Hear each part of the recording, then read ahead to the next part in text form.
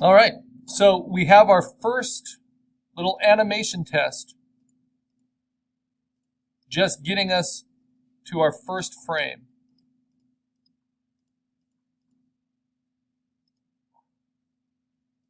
And the assets have not changed yet, so I haven't had to build new ones.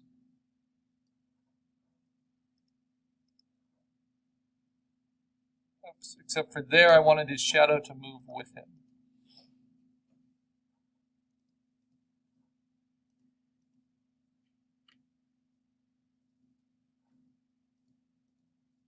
Okay, there we go.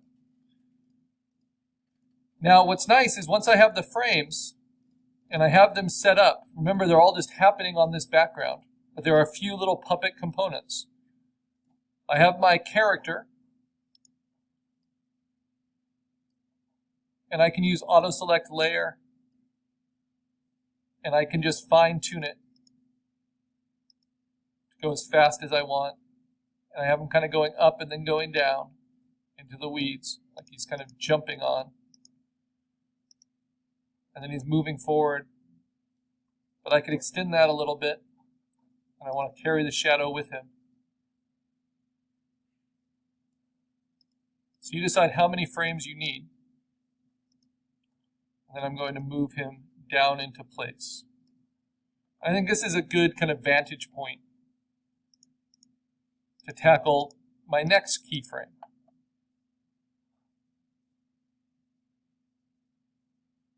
Okay. So now at this point, this was a little complicated to do because of the overlay of the shadow. And I've got kind of a mess here of different shadows turned on, all on overlay mode. So how can I simplify it? You want your stage to be as simple as possible. So what I'm going to do is I'm going to turn off the background layer. I'm going to turn off, let me see. No, I'll keep this background layer turned on. I'll go to the very top here, and I'll say, instead of make frames from layers, which I did before, now I'm going to flatten my frames into layers. And you'll see it gives me on top of all my assets, frame 1, frame 2, frame 3, frame 4, frame 5, frame 6, which merges them all together. So once I'm committed to them, I can do that. And I'm going to delete all of these others because these are just individual puppet assets that I no longer need. But I'm going to keep that background frame in there just because it's useful. Okay, so now when I play through my animation, I can decide what the timing is that I need. And this seems a little too fast for him to move into place. I want that first movement to be pretty fast. This movement I want pretty fast, but that movement maybe I want to take a little bit longer because the shadow changes. So I'm going to make that one last 0.3 seconds. So you can set the timing individually. And I can do 0.35 if I want. And then this one I'm going to let linger a little bit.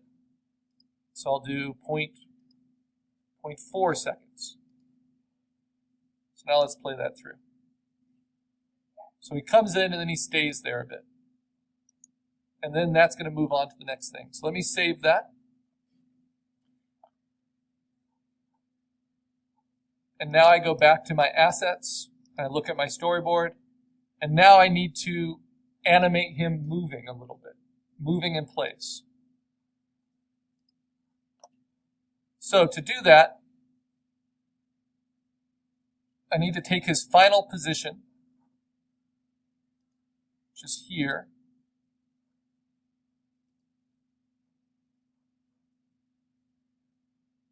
And I'm going to take out the shadows. I don't need that anymore because I can just take that completely.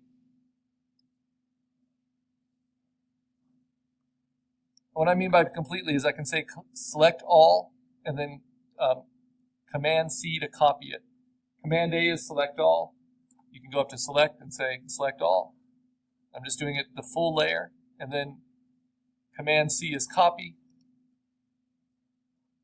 And then on my top of my frames here, I'm going to put Command V to paste. Now, notice what happens when I do that. It puts his shadow in. I can set it to overlay. And it's going to be on top of everything now. But I want it to apply to new layers. But it also replaced all my other frames. Because something you can also animate in your frames is not just the eyeball, but the blending style as you go. And that's going to be really helpful as I'm building my storm. So before I animate his movement cycle, I'm going to erase all my frames by dragging them down to the trash. So I'm not corrupting them as I go. And because I flattened these frames into layers, it's going to be very easy to get them back. So if I make frames from layers now, it already gives me all those frames I created. But now I'm going to start working on movement. So that's what I call an animation test. When we output frames, we do a little test, but then we have to delete them all once we've finished kind of a tricky scenario in order to work with it. So I need that asset there, just floating above everything as overlay. I need the background plate on. And I'm going to need that rock in front of him.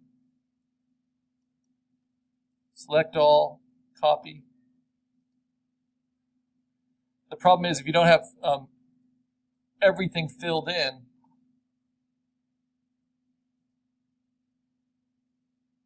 it will float it in the middle. So that's why you have snap on, and that's why you can get it to lock in place. All right. And now I also need him as an asset. And he's going to go underneath the shadow. I need to turn auto select off. And I want him behind the grass as well. And now I don't need to worry about the rock in the grass. I just have to worry about him. So where was he before? He's right there. I want him basically right there. I might move him a little bit. And how do I move him? Well, I could obviously just select parts of him.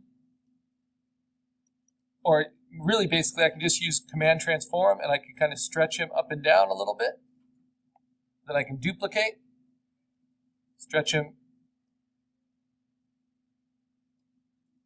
up, down, and we can basically have this going on. Right?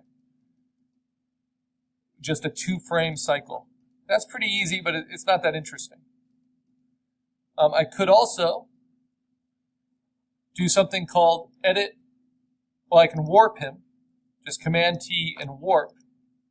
And then I can kind of stretch him. If I keep it really subtle, it'll probably work okay. So he rocks back a little bit, rocks forward. But there's a special tool in Photoshop for this. That's called Puppet Warp. So if I say edit Puppet Warp, it will give me a wireframe over the character's pixels. So it doesn't work if you have like a whole background filled in. Only works if you have a nice cutout character, which is perfect for our creature design. And then what you do is you have to anchor that character. So this is why we have to understand the anatomy of our creature designs, like where the joints are, where the hips are. So I anchor both shoulders, I anchor the elbow, I anchor the hips, the knees, and the feet, the bottom of the feet, where he's touching the ground. And then I can anchor the top of his head, right? Now with those anchors, and I actually do a quick little screen grab of that, so I can remember where I anchored him. And that's here for my reference, right? Now with those anchors, I can pivot him a little bit. So I can nod his head up and down. And notice that everything else I've anchored will stay still. Again, nod his head up a little bit. Maybe move his elbow down a little bit. Move this shoulder up a little bit. Move this knee. Let's see, down a little bit, this knee down a little bit, hit return. And now I've got something that's a little bit more believable than just warping, just scaling. Other options. Then I can go from that puppet warp, duplicate from there, Command J, edit puppet warp again, set the same basic anchors. That's why I have this. Oh, did I lose it? There it is. Edit puppet warp. It's hard to fit all this stuff on one screen. That's why the screens have to be big.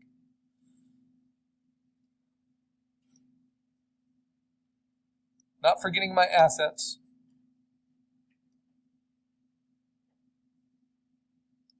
All right. And I know when I puppet warp it, under Edit Puppet Warp, there's no shortcut for it that I know. I anchor it here. I anchor it at the shoulders. I anchor it at the hips. I anchor it at the elbow and at the knee and at the bottom of the feet where they're touching the ground. So he feels grounded. And now I'm going to lift his head a little, lower his shoulder a bit, tuck his elbow in, lower this shoulder, rise this knee, rise this knee. And animation is very experimental. You kind of see what works. But I think I want to create a 3 or 4 panel movement cycle. And so I'm going to test that out. And this is how I do it. So now I've got these different poses, right?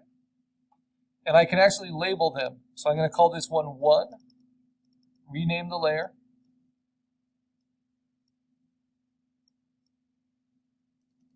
This one 2. This one 3. And this is a whole lot easier than doing a full walk cycle, which usually takes around at least 9 panels. Show one foot going in front of the other. All right, and now let's try animating that. So I'm going to make frames from layers. All right, I'm going to get rid of that first layer, drag it into the trash. I've got all this already. But now I'm going to turn on the background for all of these.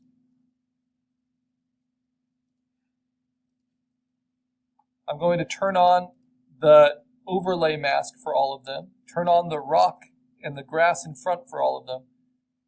And now I'm just going to play through these movements. So I have 1 on there, I have 2 on there, 3 on there, 4 on there,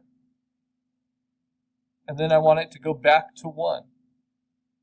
Except I don't think I really, let's see.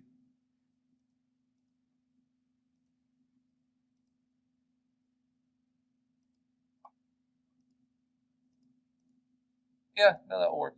And then I go to 2. I'm going to play this through twice. And let's add a frame, make it 3 instead. Add a frame, make it 4.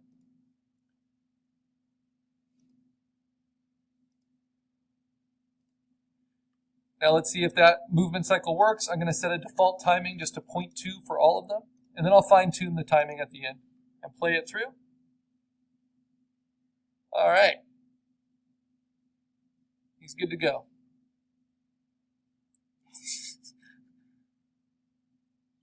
I have a little bit too much movement, but that's okay. We'll deal with it. He's animated. He's excited. Okay, now, so what do? I finished those movement tests. So if you remember, that gets me to the end of my, really right to here. I need to start having a storm come in. So now I'm going to save it before I output those frames. Whoops. Before I output those frames as layers. Oh, actually, no, I think I will output them. And then I'll start adding the storm. So now what do? I go to the very top, and I say flatten frames into layers. And now I've got that full sequence locked. It's already 14 frames. And I can delete all of these walk test cycles now. Actually, no, I want to keep the walk test cycles. Sorry. Because I'm going to continue those in future images. But I've got this all worked out.